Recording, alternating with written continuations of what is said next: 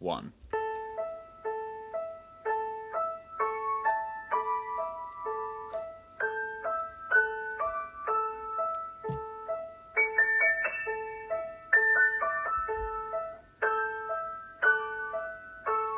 It is Wednesday, the 16th of December 2020, and you're listening to episode 23 and the final episode of Film School Podcast for this year. I am joined by an illustrious group of guests. We have the film guru himself, Josh, aka J. Luke. How you doing? Good, thanks, mate. How are you? Yeah, really, really good, thanks. We have the final girl, Emily Pratt. How you doing, Emily? Pretty well, thank you, Adam. And lucky last, the rom-com expert, Chris Birchie. How you doing, Chris? Yeah, really well, thank you. Excellent. So if you don't know what the Film School Podcast is, it's a podcast where we watch movies and we talk about them. So each week we have two main films of the week, and then at the start of the podcast we talk about the films that we've just watched. You can follow us on all podcast streaming platforms and on YouTube, Film School Podcast. Also, we have a Twitter and Instagram, Film School Pod. All right, so let's just jump right into it. Did anyone watch anything that wasn't the main films of the week? Looks like I'm the only person from our earlier conversation, so we had a pretty big movie watching week. I watched National Lampoon's Christmas Vacation, which is which stars Chevy Chase. It's a sort of holiday classic, as well as the earlier ones that he's had. The thing I did note about this movie was that the other ones, he actually does travel somewhere, but this one, they've taken the vacation word as in just he's on holidays from work. So they don't go anywhere. But everyone goes to his house for Christmas, and just everything goes wrong that pretty much could go wrong for him, which I think is what happens in all of them. So I don't know if you guys wanted to add anything to it. I'm trying to think if this would be the second or the third best of the vacation movies right now, because the first one's obviously the best. We'll start off there. This is definitely. Oh, actually, no. This one's definitely the second best. I was just looking over the things now. So let's not count the straight to DVD Christmas Vacation 2 that's about Uncle Eddie, because that's not even a real movie. Let's pretend that doesn't exist. So the only two other options are European Vacation and Vegas Vacation. Vegas Vacation's pretty good. It is, but they're not the best. Yeah. Do you also find it weird that they recast the son for every single movie? Nah, I don't know. I just think it needed to have Chevy Chase in it. To be honest, can I ask a question? Because I just realised something. Who plays the son in this one? Chris. Ooh, the son. It's not Johnny Galecki, is it? You'd hope that I'd know, but I think it was. Yeah, Johnny Galecki. Yeah. The guy from Big Bang Theory. Yeah, it is. Yeah, I didn't actually realise that. Oh, fuck! I hate that piece of shit. Now I like this movie less. Yeah, it is Johnny Galecki. Holy crap! Yeah, wow. Yeah, he sucks. He's the worst, right? Yeah. So yeah. That just lost 0.5 of a star. Fuck you, Christmas Vacation. As you were just saying, before we jumped on, the hands down the best scene and the most memorable scene is the light switch. When he gets electrocuted, playing the lights and falls off the roof. And the amount of lights. What was your, because you just watched it, Chris, what was your favourite scene? Besides, obviously, when the girl gets out of the pool, because, come on. Everyone. We're all little hornbags here, so. The light scene was a good one. I really should have been planned more for this watched. It's sad that this is probably the best movie you watched this week as well. Yeah, it probably is, but I don't really remember much from it, and I did watch it last night, so I'm absolutely killing it with this review. I also one of the best scenes is when all the gas goes into. Because they're funneling the sewage from the caravan, Rusty's caravan, under the house, and then the whole house the living room explodes. That's pretty good. Yeah, that was pretty funny. I'm trying to think of what my favorite moment from the series is, and it's probably when he. What would yours be, Adam? Is it from the first one? No, my favorite one is actually from the Vegas Vacation, where the son just keeps winning cars, and they all drive home in the cars, because I think that's pure comedy. My favourite's from the first one where where they're all like, Dad, we should just go home. And he pulls over the car and he's like, are you all fucking insane? Yep. All right, well, let's move on to the main search topic. for the Christmas tree was pretty funny. Where they're just searching for hours for the Christmas tree. And Yes, I remember. then he gets there and he doesn't have a saw or a chainsaw or anything, so he has to rip out it by the roots. As well as the Christmas tree again, like when he's got it all wrapped up and he unwraps it and it just like goes through the windows and at times parts goes into the next door neighbour's place as well to annoy them. Which I think that was the Seinfeld girl, is it? The lady from Seinfeld? Julia Louis-Dreyfus was in this, yes. Yeah, so that was the next door neighbour. Juliette Lewis also plays the daughter in this one. Hey, Em, have you seen this film? I don't know. I feel like it's something that I've probably seen at some point in my life, but not recently enough for me to know what anyone's talking about. How has no one mentioned where he gets the dish and the sled? Comedy genius. Are you kidding me? I always wanted Dad to make me a sled like that if we ever went to the snow, just so that I could go like super fast. But obviously, what was it? The special thing he was working on at work that the lubricant or whatever it was to make it extra slippery on the ice. Yep. And he ends up going like, I don't know, hundreds of kilometers per hour. Yeah, that was phenomenal. All right. Anyways, I think that's probably a good spot. My conclusion on National Lampoon's Christmas Vacation is we probably should have done that this week. All right, let's jump into the main movies of the week. Are we starting with Love the Coopers? Sure. Yeah. All right. Why not?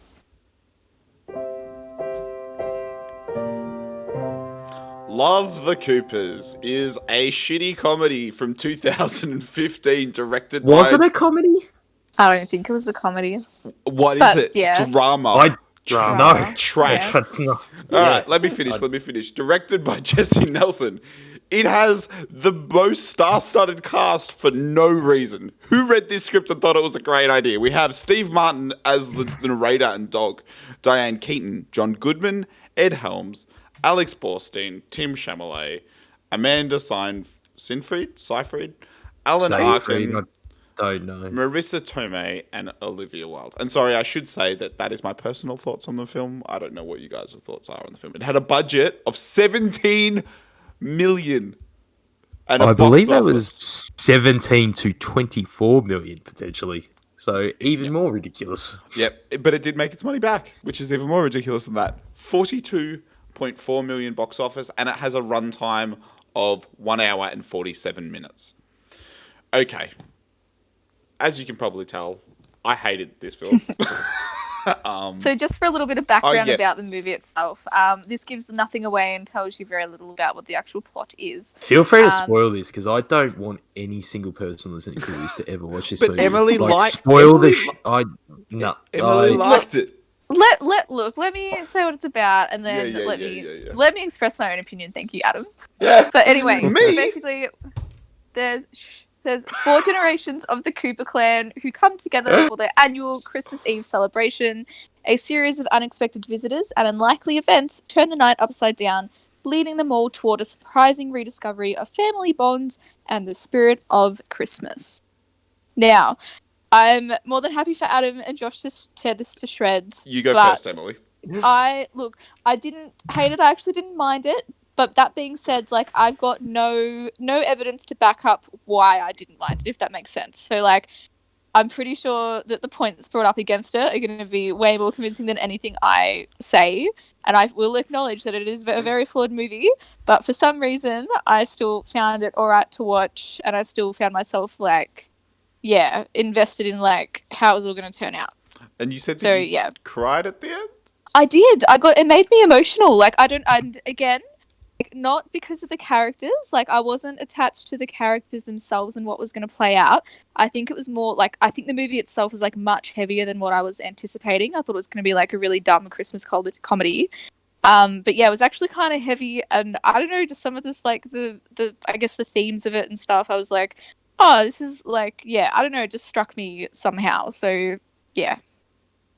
Okay. Yeah. I actually was emotional too in it, which is really weird for me. Like, there's occasionally movies I will, but I actually was as well. So, Yeah, it's which, weird. which, Yeah. yeah, which is like strange. Like, because I know it's not that good a movie, but yeah, some of the themes in it did draw me in. Like, I don't have any notes, so I'm trying to remember off the top of my head. But the that Bucky guy, the older guy, in his relationship with the waitress, Ruby, I think. Like I liked that whole relationship that went there. Like, even though it could have been considered creepy because he's quite older and she's a lot younger. I don't know. I just liked the relationship was there, and even the parents, like how their relationship was, on the ice, and then comes together type thing. Yeah, like there's quite a few things I just for some reason found it quite Endearing. emotional at times, and yeah, it was just I'm willing to admit it. Yeah. You ready for something weird? Fans of the What? Yeah. You just went silent. me and Adam are probably gonna shit Agree. on a movie together. Wow. Yeah, I was surprised Adam hated it so much. Oh, This no, was hot trash, in my opinion. And like, So bad. I will say the only thing that this movie did right is that, like, yeah, having family Christmas with like all your relatives is a stupid fucking idea. Yeah, That's- I'm glad the White family had a nice Christmas, I guess. Oh, all right. So Josh, let's fucking shred this motherfucker apart. Alrighty, let's do this. All right. All right. Go. Fun, What should we- guys. I'll lead the tune way. back in when you're done. What should we start with? Should we start with minority representations or what? Yep. So, All right. and like, I don't know if like anyone's watching the YouTube video, but the poster, look how white this is with just all you got is Anthony Mackie, just like the one token black dude who has no relevance in the plot. By the way, no, hold on. He's not only the token black guy, he's also the token gay guy who has what's his point in this movie? Letting letting a criminal- white woman out of custody? Yeah, letting yeah. a criminal out of custody because it's Christmas? Yeah. Because she had a nice chat to him? I can't even believe Marissa Tomei in this film is like She a annoyed shit the person. fuck out of me too. Alright. Oh, she's the worst. So I think, like, for me personally, like, just all of the different plot lines, I could not care about any of them. I will say that I probably part with Chris, and agree with Chris the most, that relationship about the diner, with those two was and I'm giving it a really, like, loose term of, like, that was the one that I was the most invested in, but it was, like, so small and insignificant. I don't even understand some of it. Like, what was the point of having Timothy Chalamet here? His character meant no sense at all.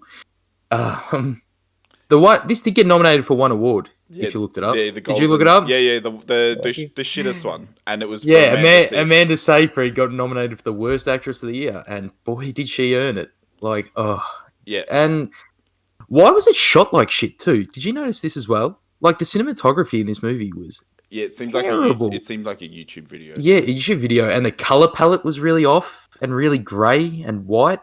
I didn't like that the dog was narrating. The dog literally had no purpose besides besides being like a Christmas Steve gift. Martin. But he could have just been a narrator. What I couldn't get is, how did they get like all these big name actors to do this film? Was it because they with knew money? it would be a payout?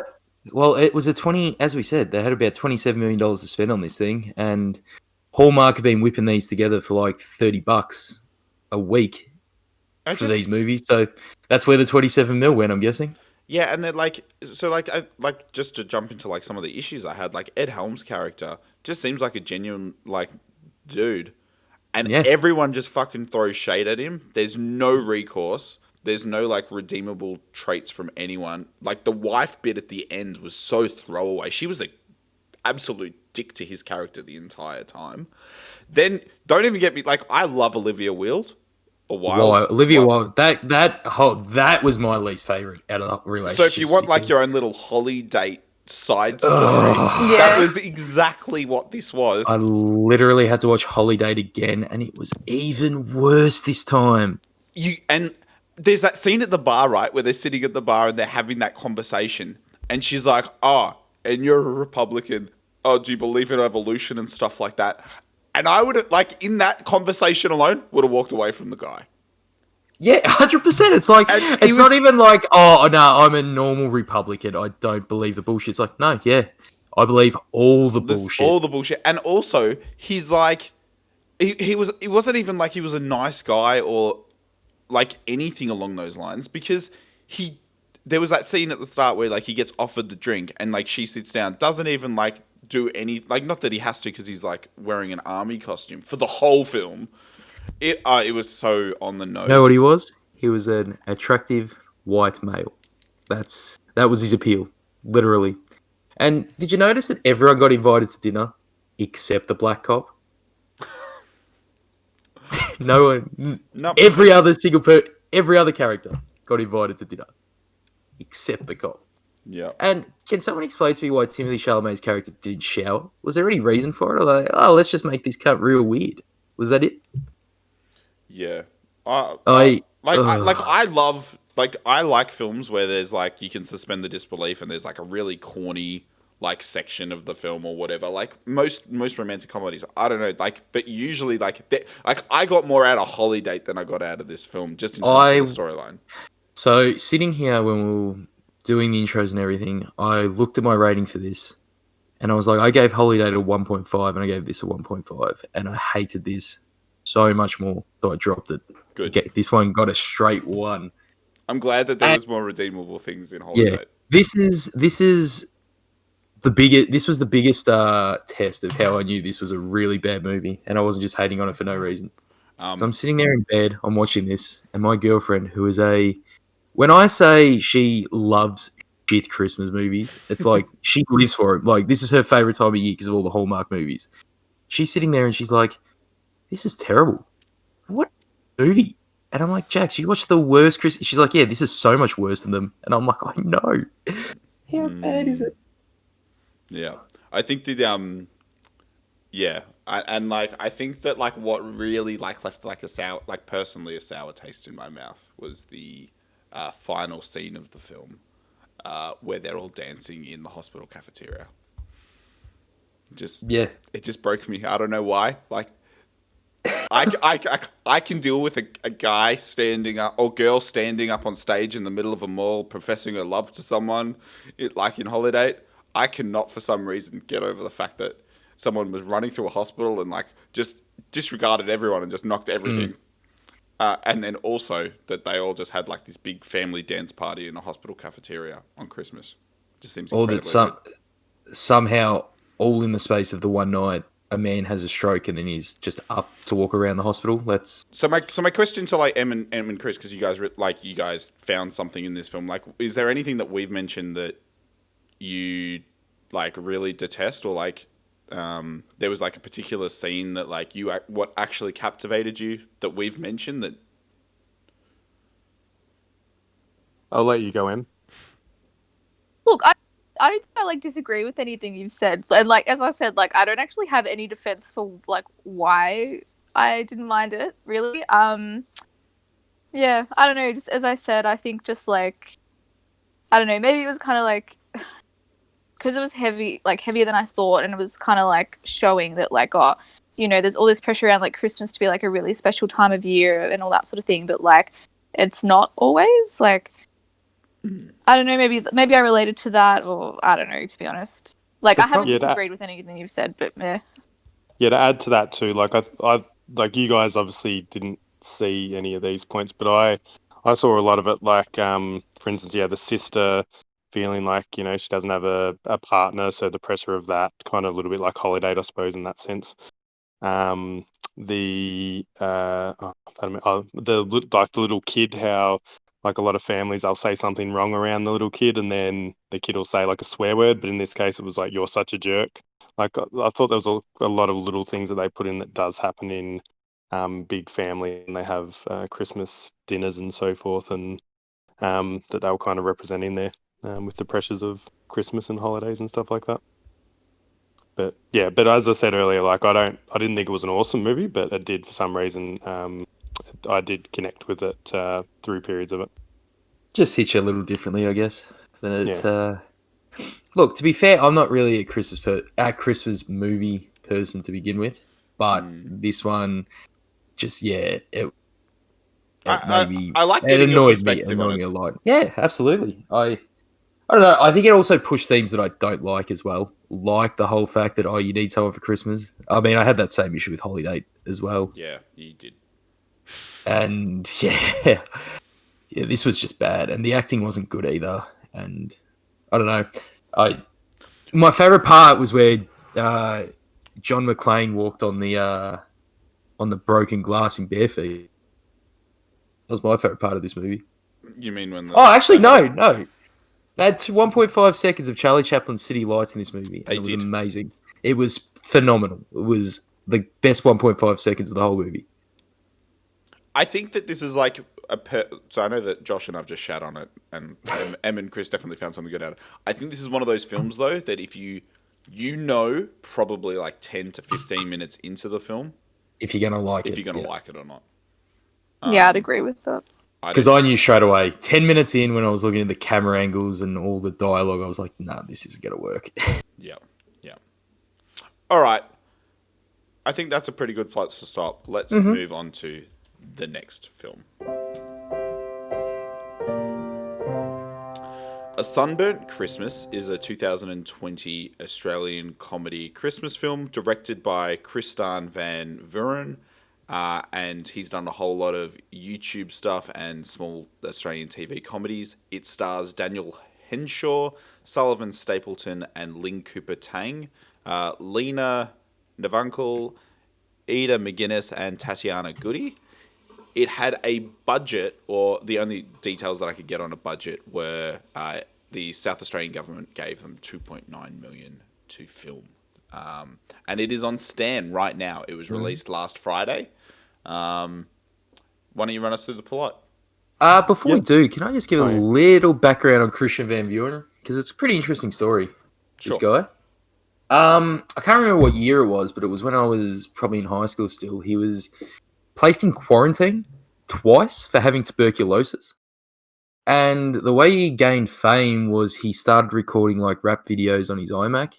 And he went under the name The Fully Sick Rapper and released a bunch of things. And then he got TV deals through Stan, and he went on to create the Bondi Hipsters with Nicholas Boshier, who a lot of Australians will know as the guy who played Trent from Punchy back in the day.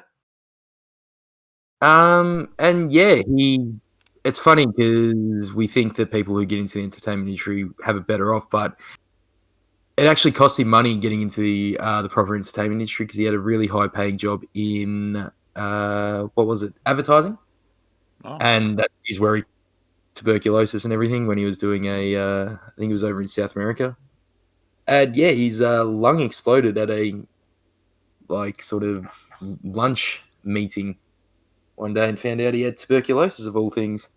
Who knew that would start a run that would end up with him directing this film right here? So good on you, Christian. All right, take us through the plot. Yeah, I'm happy to. So yeah, this was my recommendation for the week, so I'm happy with that because it was I thought it was a good movie. But yeah, It's definitely the better of from the the Letterboxd two. one. Yeah, it says this very Australian comedy is not your typical cliche Christmas movie. It's a wild, hilarious, and heartfelt story about a single mum and her kids doing it tough on their outback farm until a runaway criminal dressed as Santa Claus crashes into their property and their lives. Yeah, I found it like quite humorous. A lot of Aussie type humor in there. The music as well. So I was pretty happy to hear a bit of Paul Kelly and the Living End in there, as well as our New Zealand counterparts, Slice of Heaven, Dave Dobbin, which is another old school sort of song that I don't mind. But I think this movie could become around Christmas time on free to air TV. You sort of on it, your midday type time or on a Saturday night for families to watch. So hopefully it does, and hopefully it continues on. Yeah, I liked the plot. I liked the one of the little girls. I'm really bad with the names. The younger one. Yep. How she had the shotgun and was obviously that was quite unsafe. So RHS wasn't obviously going on there, but she had a shotgun and was shooting it into the sky to try and make it rain because the farm was in drought. And then the older sister told her that she needed to stop, otherwise she might take Santa Claus down. And with the bullets, and Santa Claus did get not shot down, but crashed into their shed. So, yeah, I'll let you guys continue on with it, but I reckon it was a really good film. I also really enjoyed this film. I can absolutely agree with Chris in saying that I could see this being like a main movie that you see on your TV on Australian networks, like just during this Christmas period. I enjoyed it for the most part. Like, I don't think it's like the best film that I've ever seen, but as far as a Christmas movie goes, it's nice watching a film that doesn't have like any snow and doesn't have like I love that they really played into like what really Summer Christmas. what an Aussie Christmas is. And like I think that just from the get-go kept me probably a little bit more entertained, and like of course like the humor's quite good. I thought the child actors were great. I definitely preferred the little girl compared to the guy. And yeah. What about you guys? The other two? The other two. The other two. I didn't mind it. I thought it was good. I thought I really liked the themes of this. I liked the way it was written. I thought it may have been a bit too long. I felt it would have been. This would have worked better as like an hour Christmas special on free-to-air TV. I think would have been ideal for this, but that's just. I'm nitpicking. Like I had a good time with it. Again, wasn't the best movie I've ever seen, just like you, Adam, but there were a lot of good things here. There was a lot of good themes. I think the acting was good all around. I think the main guy was potentially the strongest out of everyone by a fair bit. Christian Van Buren actually has a cameo in it. He plays the road worker who the guy bashes. Yeah. But yeah, it felt very TV to me, but not in a bad way. Like, if this was a TV special that went for an hour, I would have enjoyed it a lot more. But still, I got a lot out of it and enjoyed most of the humour, most of the themes as well. Emily. What about I think for me, like, yeah, again, like everyone else, it was fine. It was a good movie. Not a great movie in my opinion. Like, I haven't been recommending this to anyone, which is what I would usually do if, like, I really enjoyed something.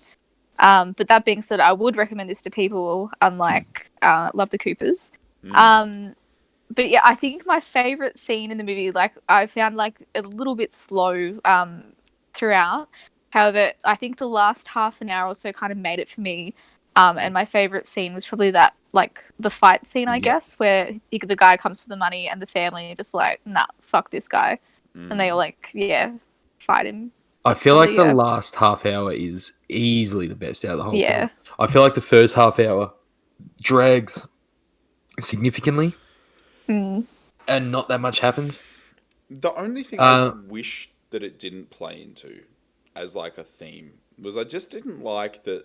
Like, I didn't mind that he was like a bogan and stuff like that, but I feel like the guy who was chasing them down for stealing the money just was like... It was too much. Yeah. Too much. Very on the nose. Like, I feel like they were trying to like cast him as like Crocodile Dundee in a way. Yeah, like a bit of a Christian Chopper almost. Yeah, exactly. I guess. I found his character a bit. Yeah, I'll agree. I felt his character was a bit. I thought it was very underdeveloped, and he was sort of just there to give maybe that end scene and to force the plot forward somehow. Like, I feel like he was just a plot device character. I don't know why Australian film, like comedy films or like things that try and go a bit more mainstream, always tend to have like Australians and criminals like together, like. It's in our blood, mate. I know, but like, I don't know. First Fleet represent. Like, people love it. Yeah. Unfortunately, it's stupid. Yeah, I think that like I will say that like it's great to see Aussie comedy. Like, I still think that low key watching any Australian film, like anytime there's like a good Australian reference or like a good like comment, like you get that like sense of like, yep, definitely know where I'm from. Yep. Yeah. Well, okay. So, what was everyone's favourite scene on the film? Mine was the same as M's. I think the Home Alone type scene towards the end where, it's all the calamity going on for them to try and bad guy, I suppose. Yep. That was quite fun. Like very dumb, but quite fun. The other one I already mentioned, the little girl shooting into the sky and then bringing down, thinking she's brought down Santa Claus crashed into the shed the next day. I thought that was quite amusing. And I suppose even in that same scene where the main guy, Daryl, says to, like, the kid asks him, if you're Santa Claus, what's my name? And he doesn't know, and he turns around, but he's got the name on his pillow. Yep. Yeah, and then he says, and then the guy's like, whoa, you must be Santa Claus. I thought that was quite amusing. Chris, I'm so there with you. It was such a dumb joke, but 100% that made me have a chuckle. Like, yeah, there's quite a few like that, I reckon. It was that sort of, that hearty type humour, which, everyone can have a bit of a laugh at. With the way they ended, I'm surprised they didn't do that scene a little differently. Like, I thought he might have known his name for other reasons that I won't get into. I talking about the twist. Yeah, I am. It was actually quite a good twist, wasn't it? I didn't mind it. I liked it. Yeah, I liked it. Yeah. I had a feeling there was a twist, but I didn't really guess what it was, and I wasn't too surprised when it happened. But I thought, no, they've done that well. One question I had of the movie, or for you guys actually, is do you think that there was like a bit of a missed opportunity to include some Indigenous representation in this movie? Oh, absolutely. Yeah, I was surprised that the characters on the farm, like, there wasn't something there.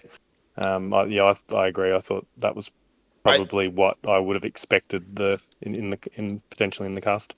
Yeah, I definitely would have liked some more Indigenous representation. I do think that, like, representation across the board was pretty good for the film, and I think there was some good POC. Like, I don't want to like discount like what was included in the film, because I thought that it worked really well, and I do agree though, especially after we watched Sweet Country the other week, and there was so many obvious opportunities for it here too. Like they made a whole deal about this is our family no matter what, and I feel like one of them just could have been Indigenous. You know what I mean? Yeah. Well, I agree. Like there's no reason why the little boy wasn't. Why couldn't Tom have been? And I was like, even like all the side characters like could have been too. Like as in, like, we could have had like a cop or the guy who was asking for the loan and the business and stuff, or like the even the road workers, like, it could have been anyone. Yeah. I think the banker would have been a good idea. Bit of a breaking some sort of social stigma and stuff. Yeah. Oh well, opportunities for another day, I guess. Another movie. Yeah. So, because I didn't get to say my favourite scene. What was your favourite scene? My favourite scene was the ball sacks. Oh, not the ball sacks. The sack. Santa sack. The one where he. Like, so silly. Such a silly joke. Like, I actually didn't mind the scene where he's like hiding in the car outside the police station when she's sort of having the negotiate with him and figuring out the violent thing he'd done. I found the blackmail. I found that was quite effective. It wasn't exactly funny, but I just liked the way they did it, to be honest. Like, this wasn't really a laugh out loud movie for me. It was just a sort of, all the humour felt familiar and you sort of have a chuckle at it. Yeah. The sheep in general was kind of humorous, just like the reason he crashes because of the sheep, and then the sheep's just there everywhere. I will admit, the deadpan I think that is just the same thing. The deadpan to the sheep just standing in the living room cracks me up so much. Or the one where it's the bankers there for the first time, and they're like, "There's no sheep here," and there's a sheep in the kitchen. I like that. Yeah. It's also funny because, like, when I was a kid, like when we moved to our house out in like King Lake, the people who used to live there used to have a sheep who lived in the house. I'm not even joking. It was revolting. I've been to King Lake. I believe you. Yeah, exactly. I think the ex-football player Travis Cloak, I think I heard a story about him. So he was out in Hurstbridge, I think it was, so near King Lake. And he, when Eddie Maguire and that went to his house, he had like animals in the house. Like, I don't know if it was like horses or whatnot, but it was apparently there was some animals in the house. So maybe it's the area that you were growing up in. Yep. Well, it's definitely outback. Maybe it was a veiled. Maybe that was a veiled dig at the rest of the Cloak Brothers. I think that, yeah, if you have Stan and you want to watch a Christmas film, I would say give this a crack. Like, Let's just say this: if you have the choice between a Sunburnt Christmas and Love the Coopers, definitely watch a Sunburnt Christmas. Yeah, and above all of these, watch A Moody Christmas, the TV series. And above all this, Die Hard. It's not hard. Just watch Die Hard. It's Christmas. I reckon A Moody Christmas is better. But I digress. That's a big goal. The thing is, I can't even ever get us to watch that film. Like, even like if we are doing this 12 months time from now, because it's not a film. It's a TV series, but it's so good. Every episode is the next year. So like, it's like 7 episodes, and I'm just going to explain it because I think I didn't do a good job. Go for it. Every year, or every episode is the next year after Christmas. So it's like a one day, one Christmas per episode, and it's all like essentially all the characters like pretend like they haven't seen each other all year, and like one of the guys is like a crook who gets like shown on A Current Affair, and you see like all the different businesses he has, and like they're trying to build a pool and the pool's never being built, and then one of them's bringing like a different part, like it kind of like it has that holiday thing where they bring a different partner, but it's actually funny because it's like every year like they feel like they need to bring a partner, and the partners are always like cooked.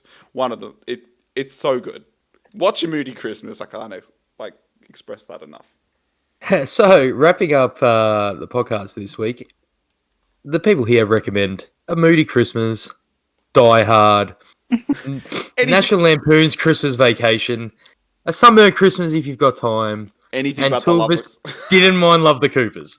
Yeah, exactly. Well, I think that is a fantastic place to stop. Thank you guys all so much for partaking in this podcast right up until episode 23 for 2020. We are going on hiatus, and we will return in January. And we haven't actually discussed this prior, which I was supposed to. What date will we be coming back, guys?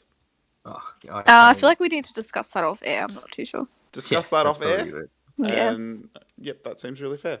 All right. Let's also just thank Adam for his podcasting abilities. Yes. Especially all the times he may or may not have stuffed up the intro. It was quite amusing. We should try and get a compilation together.